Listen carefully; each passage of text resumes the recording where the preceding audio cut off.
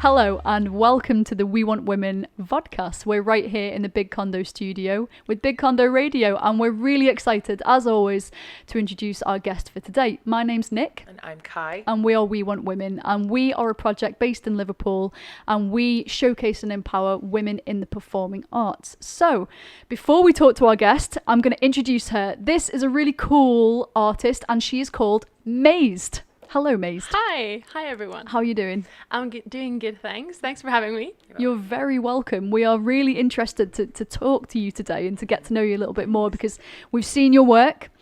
You're a fantastic singer-songwriter. Thanks so much. And yeah, so we're really interested to find out a little bit about you. So please enlighten us. Yeah, thank you. I'm an epic pop artist, and I'm originally from Norway but came to Liverpool 2 years ago, 2.5 soon. And well, yeah, I'd never been in Liverpool before. I had no clue what I wanted to do musically, but I was just very motivated to learn, and I knew that I wanted to do music. And then here I am, just released my first single, about to release another, and it's really, really fun. Yeah. Was it a random choice to come over to Liverpool, or was it for university? Was it for a job? Was it for? Yeah, it was for university. Yeah, for LIPA, Liverpool Institute for Performing Arts. Yeah. How did you find that? Was it have you graduated or are you still there? What was I'm in my last year, so yeah, it's weird now. I'm but assuming COVID has really. It doesn't that. feel like I'm actually in uni, so that's a bit sad. But that's how it is. I love that you just sort of said, I knew I wanted to do music, and then here you are, and you've decided to do that and take a plunge, and that's really sort of, like a real strong decision that you've made there. It was a bit scary to say out loud, actually, first, because I think I don't think there's enough respect and understanding for the profession that being an artist is in, like, where I come from, in Norway. I don't, I think... It seems to be like that everywhere, to be honest. Yeah. But I don't know whether it's any stronger in like, where you come from, but... Yeah. I think it's about... here in Liverpool, there's a much bigger music society, so it feels so much more accepted and understood here. Whilst when I go home, even now when I'm going to go home, I'm a bit like, I know that most of the people I meet at home don't know enough about the music industry, or even that it is an industry and a business. So it was a bit scary to say out loud at first, but then I did it, and you kind of just have to go for it. You can't just go halfway. So, did you feel like people weren't taking you seriously when you said to them that you wanted to do music as a career? Some not. Some some people have, luckily to me, I've had some people that just believe in me all these years. But then I think there's someone who's just like, they think just because they don't know that there are different ways to go, like ways we don't even, like, I didn't know about when I came here first, like within the music industry, and I think that people don't know that there are different jobs and different pathways. Pathways, exactly. So I think that many just kind of expected me to come home, and like obviously I'm not even done with my degree, but I think many just figured, you'll come home and then you start on something else. Well, that's not my plan. I am going to go for it, and I still find that people are actually surprised when I'm like, yes, of course I'm going for it, and then like, oh, so you're still going for music then? Oh, okay, like you're still gonna go for it. Like and it's I'm like 2.5 years down the line. And I'm like, what do you think I've been doing for the last at least 2 years of my life? Like, but more power to you, because I mean that sounds like a real hard experience. That sounds like you said you have your special people to support you, which is amazing, and obviously played a big part in getting you here as well. But it sounds like to not have that support generally, it sounds really hard to have made that decision and to have that energy and passion and confidence. Not a lot of people have that. Yeah, but I think it's like what you said about, it's not only, for example, and I was saying that I felt this way at home in Norway. I think it's many places, and I know that because of friends I've talked to as well, that they've been, they go home and then you have all sorts of attitudes that you are met with. And that about just being a female, for example, as well. I was going to say, has it got anything to do with the fact that you are a female artist? Have you noticed a difference between any male artists that you know? Did they take them more seriously? I think I'm lucky to say where I am now, that no, because I was about to, like, I'd started gigging and everything, and then the Corona came. Yeah. So I haven't been, like, I'm working so much on my own and with people I trust at the moment and that I've met here in Liverpool, which is great. And I think, because I haven't developed that much yet, if you can say it like that, I haven't been a victim for that yet, but still that you have the, well, for example, my guitarist, she's a girl, and like the times she has been met with just expectations of her not being a good enough guitarist or as good as the guy sitting next to her. Yeah, it's happened so many times, and I know just from having a little conversation with her about it, and I think there are so many expectations, like bad expectations around that, and also talking about female producers as well. And I think it's really sad because and it's like, maybe it's because we don't have enough female producers or female guitarists that are actually put in the books. It's a vicious circle almost. It's like we don't have enough in the limelight or in the mainstream of like physical musicians rather than just singers or producers, and because they're not in the limelight, it's not as common for the good ones to get picked up, and then it's just a vicious circle. And you need to have those people that you look up to, because that makes you think that you can actually do it. Like I even remember when I was a kid and I saw a program on Disney Channel with Selena Gomez in, and there was one episode where she was playing the drums, and I was like, wow, can she play the drums? As in, like, can she? Because she's a woman or like a girl. And I was like, wow, I want to play the drums now. And I think that if we had show more of the female producers and female musicians, then I think other people can, or other small girls can, just know that they can pursue the same thing. It's representation of course, of musicians, female musicians. I think we have a long way to go there. We do. It's such a big thing, isn't it? I mean, that whole seeing somebody on a billboard or something, a magazine that you're reading, or in a film or whatever it is, as you say, having that person to look up to, having that representation, really, it makes a difference. I mean, I remember briefly, Calamity Jane was a big inspiration of mine, and Doris Day, and I remember sort of distinctly thinking, I like you and I want to be like you. I want to have your attitude, just her general way. So it is really important, and something that we find across the genres, I think, of sort of minority groups, that, representation for people is a really big deal. Yeah, I so agree. So, what about you? I mean, you talked about sort of having not maybe being, I'm going to use the word bubble, and I feel like everyone's sick of the word bubble now, but like you kind of talked about being in that sort of support bubble, which is amazing. Tell us about how COVID has affected you then. So from being in that place and still training. Yeah. Well, it's sad because normally, I would be in a building in my university and I would see people every day, and just that, I think, was actually very important for the social building and everything, and also being on gigs, of course. But now it's you're more dependent on the people that you met your first year or first year and a half, and luckily I did meet some amazing people, but it's sad that you kind of don't get to further develop the relationship that you might have developed if you went to see a gig with some people or just hung out more with people, and you were losing that, and that's really sad. Because also there's always this talk about the LIPA bubble as well, like my university bubble, and I feel like we're losing a lot of that, and that's sad. But I know at least people I can contact, and I have good people that I work with, so I'm really happy about that. I am very happy about my band now, my producers, and how my team has kind of evolved the last year and a half. Have you been able to get into the studio? luckily I actually have my own studio at home. Wow. Oh my Awesome. God. Very cool. Party at your place. Yeah. Social distance, of course. I'm very lucky. Yeah, I moved in a flat with my producer and boyfriend this autumn, and so that we had 2 rooms, 1 bedroom, and the other one was of course going to be a studio.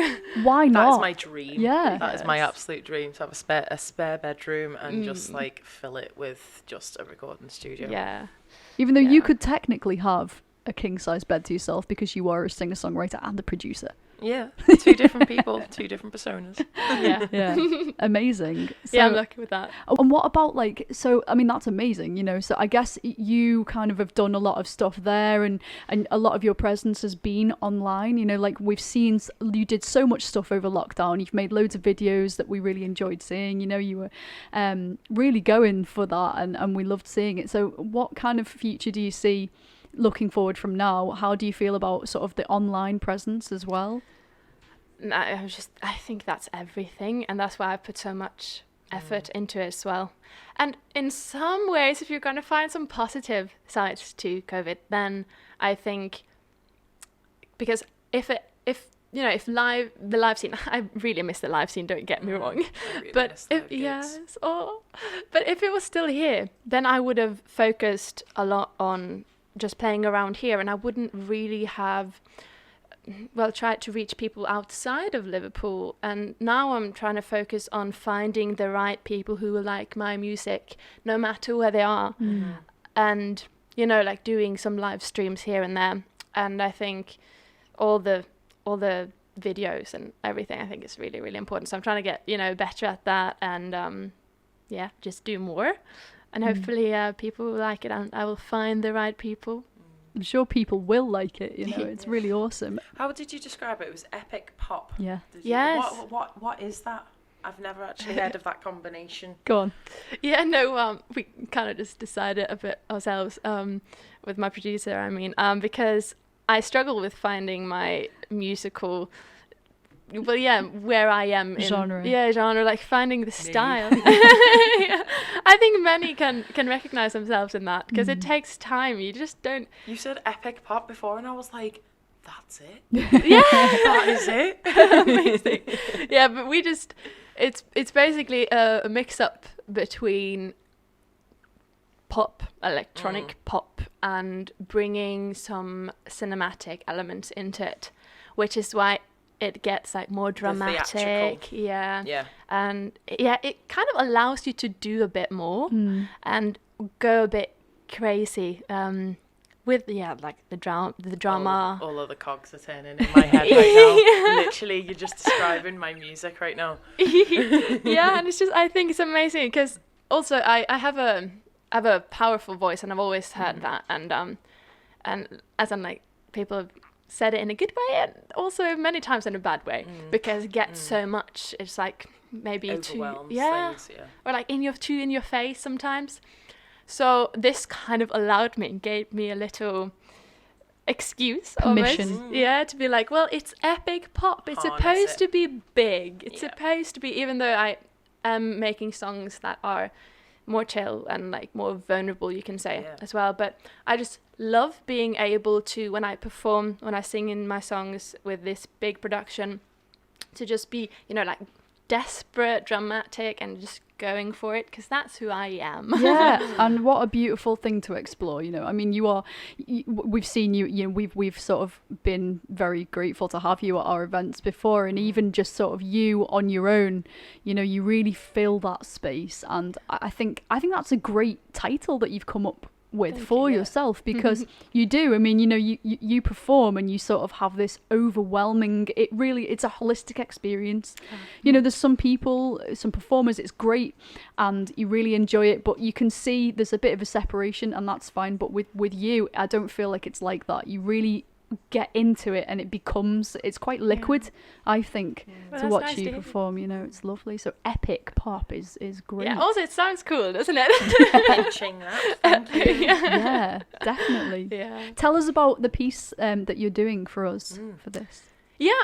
This piece is called Back to the Start. It's a new single. It's a part of my EP that will be like fully released in the end of May-ish, start of June. Ooh. So yeah, that's kind of like what all the singles are building up to, and it's actually a song about being a bit like not heard and not being afraid to fail as well. So there's a mix between like if you find yourself in a situation where you're just being ignored or people just don't think enough about you. So yeah, that actually had a situation with men involved. And when you're not just feeling like you're actually being taken seriously and being given a voice. So, and also just about not being afraid to fail, and even if you do fail, it's not like pick yourself back up. You pick yourself back up, you learn something from it, and you start again. Like the song is called Back to the Start, and there's nothing wrong with that. Pretty self-explanatory. Yep. Very cool. Let's take a look at that.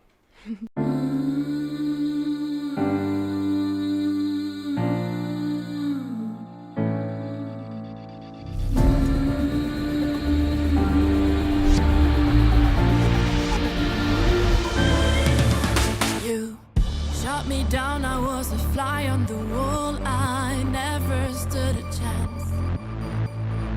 In the silent nights, I just wanted to hide. I'm not a part of this dance.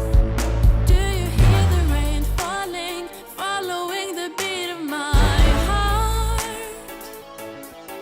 Oh, I never thought I'd lose myself in my own art.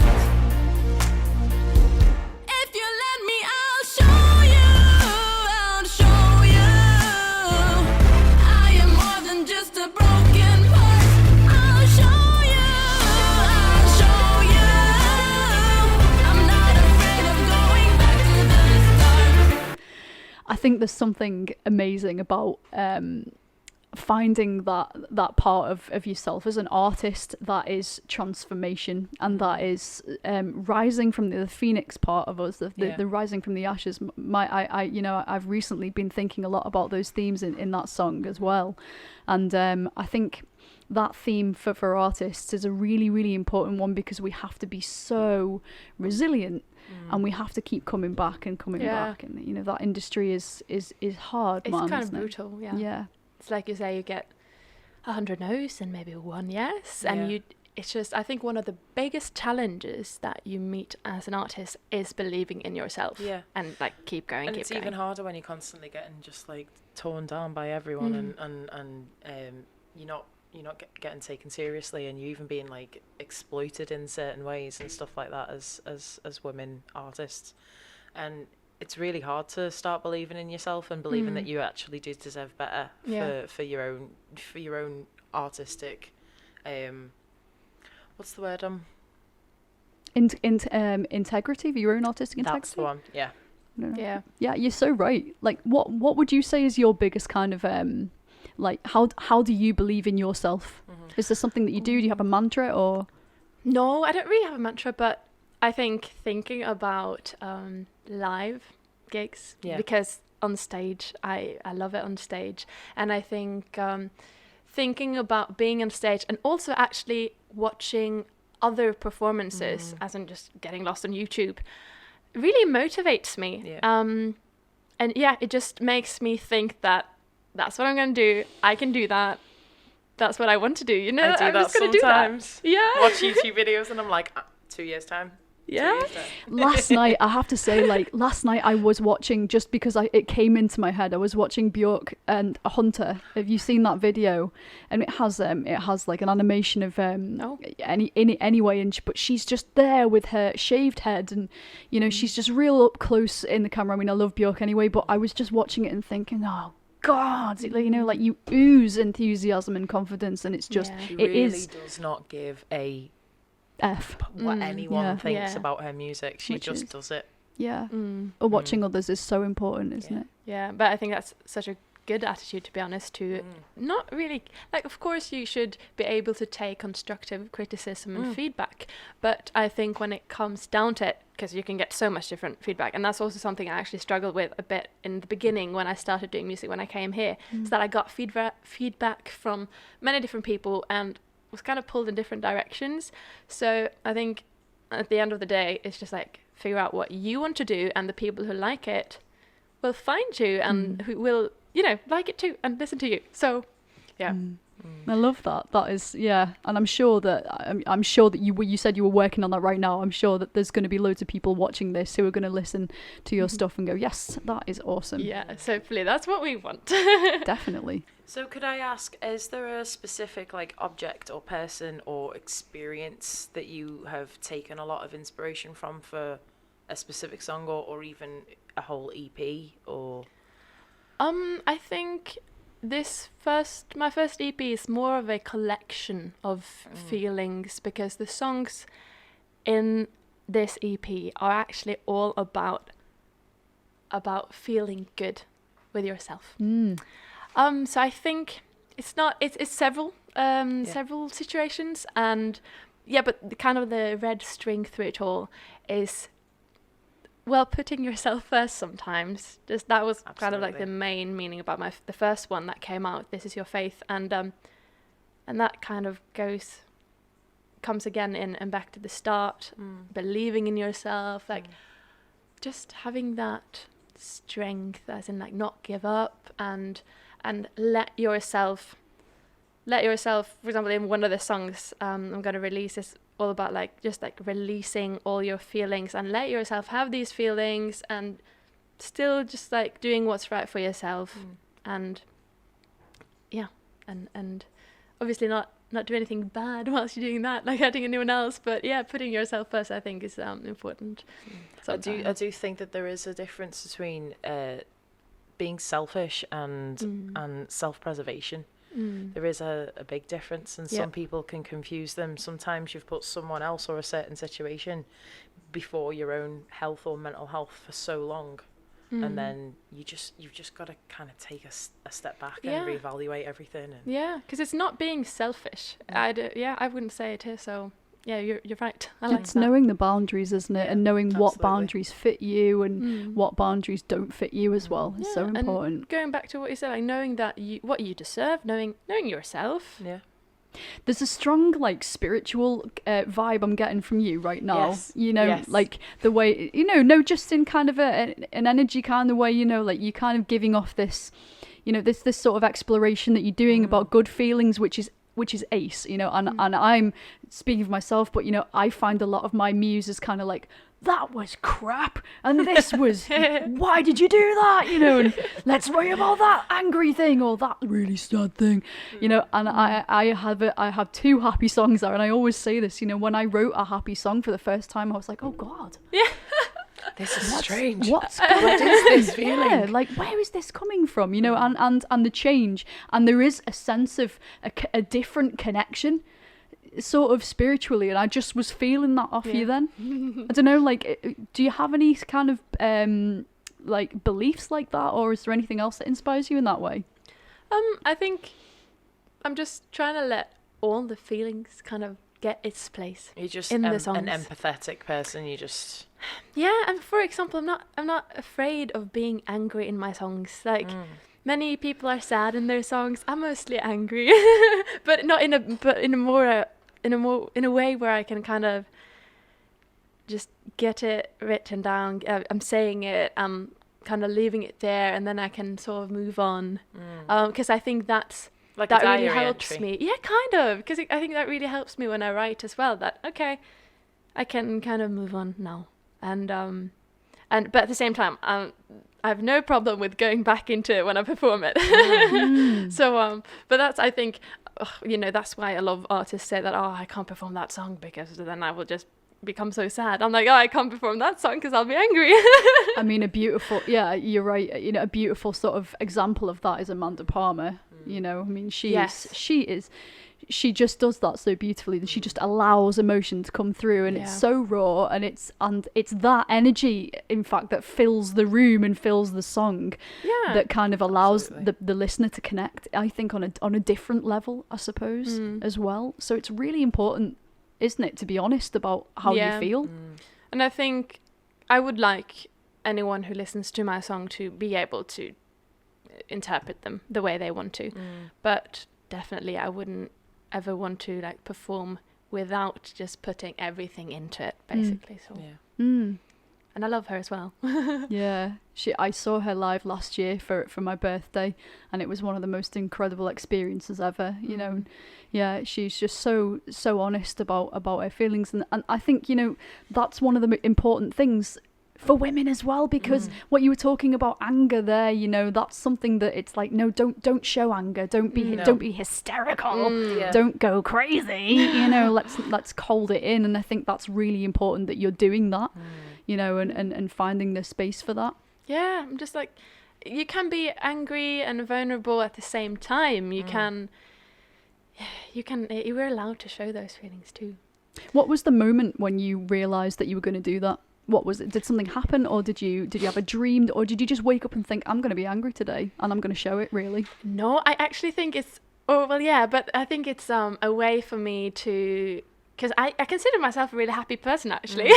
You come across that way. You don't come across as an angry person. Yeah, I mean, everyone gets angry sometimes. Yeah. But you don't come across as an overly happy person either. You're just nice and balanced, but quite cheerful. Oh, that's good. Yeah. Thank you. But yeah, no, so I think it's more of like putting it into the songs, and then being able to not feel angry for the rest of the day, maybe, you know, and allow, because it's not like I only write angry songs. Like, I do write sad songs like everyone else as well, and even some happy songs sometimes. But for this upcoming EP, I realized that that's like the red thread through it all. And I think that's kind of a result of me as a person, and also just the past years, like choosing music, saying that out loud, being kind of out there, like not being afraid to be loud in the way that, you know, so people actually listen to you, not be afraid You're not hiding anymore. Yeah. So not be afraid to kind of like be the boss sometimes. I think a lot of artists go through that kind of, I'm just not going to hide myself anymore. This is who I am. It's a part of you, isn't it? Yeah. It's very clear, and I'm really excited to hear your EP. I mean, is it called Red Thread? No, it's not. And funny actually, because you mentioned earlier the word selfish. Yeah. And I was considering, because I still actually haven't decided on the name it will be. I just have several names that it might be. And selfish was one of the words, because I was like, wow, am I being selfish in these songs? Am I? Yeah. But then I was like, no. Self, you know, maybe. Or even just self. Just self. Yeah. That's a good idea. Yeah.